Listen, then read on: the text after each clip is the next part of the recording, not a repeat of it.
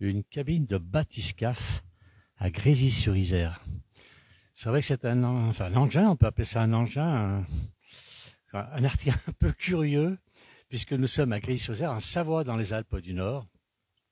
Et cette cabine, normalement, n'aurait rien à faire. On va prendre des explications avec Michael, qui est aussi le patron de ce beau musée, le beau musée de la Combe de Savoie. Bonjour. Bonjour. Alors cette cabine-là, qu'est-ce qu'elle fait ici? Elle devrait être au fond de la mer. Elle est ici au musée. C'est la dernière en plus des cabines d'un télescope. Cette cabine, elle est arrivée chez nous puisqu'on l'a retrouvée derrière une vieille grange à Grésy-sur-Isère. Et cette cabine vient de Marseille. Et elle a atterri ici, on ne sait pas. Alors pourquoi ici? Depuis Marseille, elle est arrivée chez un ferrailleur qui n'a pas voulu l'acheter, qui a fait une cabane pour les gamins. Et finalement, c'est un article, c'est quelque chose d'extraordinaire. Il n'a jamais existé ailleurs dans le monde qu'à Marseille.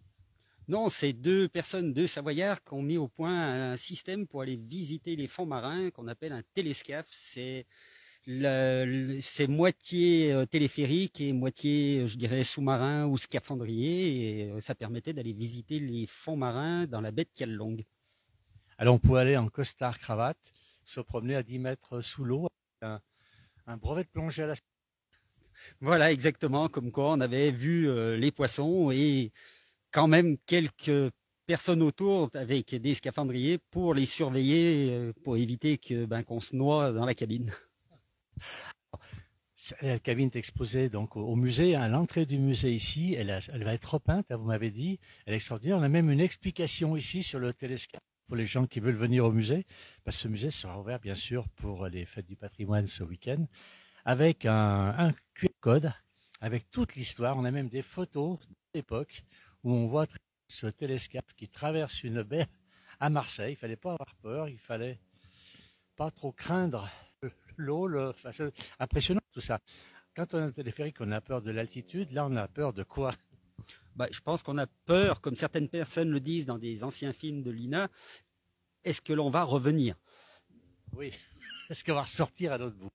Alors, savoir qu'au musée, bon, on a cette cabine qui est extraordinaire. On a plein de choses à découvrir. C'est une vingtaine de bâtiments avec chacun un thème sur l'agriculture, sur la viticulture, sur les écoles, comment on vivait pendant les 3 derniers siècles, toutes sortes de choses.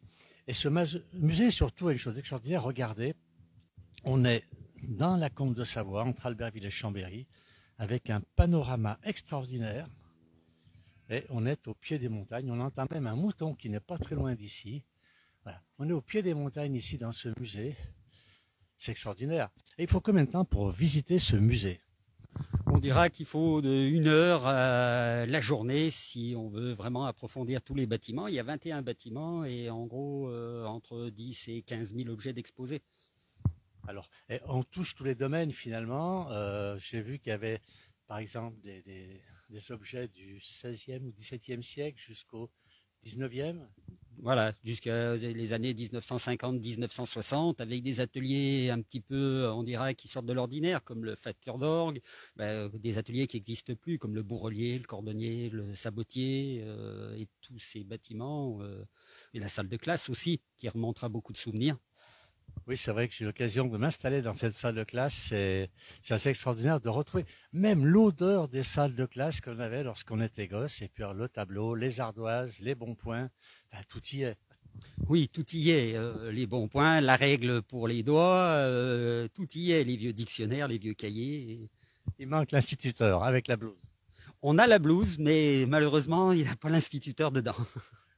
Alors, dès ce week-end, donc dès samedi, toute la journée, c'est ouvert de quelle heure à quelle heure, samedi et dimanche, pour les fêtes du patrimoine? Alors, on est ouvert pendant tout le week-end des journées du patrimoine, de 10h à 17h pour les entrées. Voilà, on peut passer la journée complète ici. Alors, on ne peut pas faire de repas ici. Non, on n'a pas de repas sur place, mais on peut pique-niquer sur place si on veut. On peut amener son petit casse-croûte, il y a de quoi il y a de quoi s'asseoir et s'installer. Normalement, il devrait faire beau ce week-end. On vous le souhaite. Alors, j'ai des questions. J'ai connu cet ancien matériel, Evelyne de Besançon. Alors, Evelyne, je pense que vous parlez du matériel agricole et non pas du télescope, parce qu'il n'était pas du tout... Il n'a pas plongé, je crois que c'est dans le Doubs, qui est à Besançon. Mais c'est vrai qu'on a du matériel. Alors, je vous fais voir quand même un petit peu. On va regarder tout ce que les gens peuvent découvrir. Là, c'est même pas le centième, on va dire, de tout ce qu'il y a, puisque Michael donc, nous disait qu'il y avait à peu près 1000 objets. Regardez ici, on a un pressoir, un vieux pressoir. On a des engins. Là, ça doit être pour la vigne, celui-ci, parce qu'il est bleu avec le sulfate, comme on l'utilisait à l'époque. On a toutes sortes d'objets. Regardez, on a ici une meule. Donc pour le grain. Alors celle-ci, je ne sais pas si elle était pour. Michael va nous le dire. Elle était pour quel. C'était pour extraire la graine du trèfle. C'est un battoir. La graine du trèfle. Ben, c'est l'ancêtre de la batteuse et on se servait de cette grosse pierre pour casser la coquille qui est autour de la graine de trèfle pour replanter des champs de trèfle. Alors on a surtout, il essaie de sauver, regardez, je ne sais pas si vous le voyez sur l'écran. On a un petit écureuil qui venait écouter la place du village. Bon, eh bien, écoutez, il est parti, c'est dommage. Il était près de nous, mais il n'a pas voulu parler au micro. Il est venu par curiosité voir de quoi on parlait. Peut-être qu'il sera là ce week-end. Alors c'est vrai que c'est intéressant dans ce musée, c'est assez extraordinaire, parce que lorsque vous promenez, vous avez des moutons un peu plus haut. Vous pouvez croiser ce petit écureuil qui se trouve sur les chemins. Et puis alors, ce que je trouve super dans ce musée, c'est que regardez, toutes les allées extérieures sont à l'abri. C'est-à-dire, s'il fait beau, trop chaud, vous êtes abrité du soleil. S'il pleut, vous êtes à l'abri quand même et vous pouvez vous promener sans problème dans l'eau. Donc, de 21 bâtiments qui sont à découvrir, comme nous l'a dit Michael. Voilà. Alors, je n'ai pas connu, nous dit Simone. On a Jean-Noël qui est ici au téléphone, qui est en train de nous regarder. Super, il dit, et Philippe nous dit bravo. C'est vrai que c'est extraordinaire de se promener ici. On peut passer des heures. Moi, je viens très souvent. J'adore ce musée. Et chaque fois, je découvre de nouveaux objets. Oui, parce que la collection s'agrandit de semaine en semaine. On a toujours des gens qui nous apportent du matériel et puis il y a énormément de gens qui achètent des vieilles maisons, des vieilles fermes.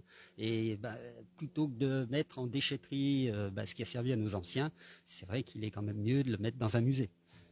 Alors c'est vrai, j'ai même appris ici ce qu'était un nétra. C'est là où on ferre les bœufs. Oui, c'est l'appareil qui servait à ferrer les bœufs et les vaches. Alors ça s'appelle un nétra en Savoie, mais ça s'appelle des ferradous ailleurs. Ça un peu le nom change en fonction des régions. Oui, et c'est pour ça qu'on trouve dans beaucoup de communes des lieux dits l'étra, l'étrait ou le détra ou le détrait. Tout dépendait du patois du village et c'était souvent le lieu où il y avait ce genre d'appareil pour ferrer les bœufs et les vaches. Venez dans ce musée, on apprend plein de choses, c'est extraordinaire. Alors regardez, en plus, Michael nous a dit que ce week-end, on aura un beau ciel bleu. Alors regardez ici le ciel bleu, voilà ce que ça veut dire, le ciel bleu, il est extraordinaire, on n'a pas un nuage. Il fait même chaud déjà, il fait chaud alors qu'il est quand même 10 heures, un peu plus de 10 heures ce matin. Une vue extraordinaire sur la combe de Savoie, et puis à découvrir un télescope qui s'est baladé au fond de la Méditerranée, enfin au fond pas très profond quand même, mais qui est quand même passé du temps au fond de la mer, avec des gens à l'intérieur. On mettait combien de personnes dans ce télescope? Tout dépendait, je dirais, de la taille des gens, mais on mettait entre 4 et 6 personnes. C'est-à-dire que quelqu'un comme moi, on n'en mettrait que 4, voire moins? Non, quand même. Voilà. Voilà. Allez, on va profiter un petit peu du temps qu'il fait ici. Regardez le tour. Regardez un petit peu si c'est joli. Alors, on a Lily qui nous dit, chez elle, c'est un ferradou. Un métier, oui, un métier à ferrer. Donc, vous voyez, en fonction des régions, on n'appelait pas de même manière. Alors, le ferradou, bien sûr, quand vous le voyez ici, il est extraordinaire parce qu'il y a tous les outils du maréchal Ferrand, il y a tous les outils. À côté, vous avez la forge, il y a plein de choses. Il y a le bâtiment de l'apiculture, il y a le bâtiment des technologies, le bâtiment des costumes. Beaucoup de choses à découvrir ici au musée de la Combe de Savoie. Michael, je veux vous remercier. Eh bien, on viendra vous voir parce qu'on adore ce musée à la place du village. C'est vrai que c'est extraordinaire. On revit une autre époque. Et puis, on rappelle, donc, samedi et dimanche, de 10h à 18h, je dis pas de bêtises. 17h pour les entrées et le musée se ferme à 18h. Voilà, donc le dernier qui arrive à 17h, il faudra qu'il marche un peu plus vite que les autres. Ou qu'il revienne le lendemain pour terminer sa visite. C'est une autre solution. Voilà, merci beaucoup. Merci à tous ceux qui ont suivi. Très bonne journée à tout le monde et à bientôt.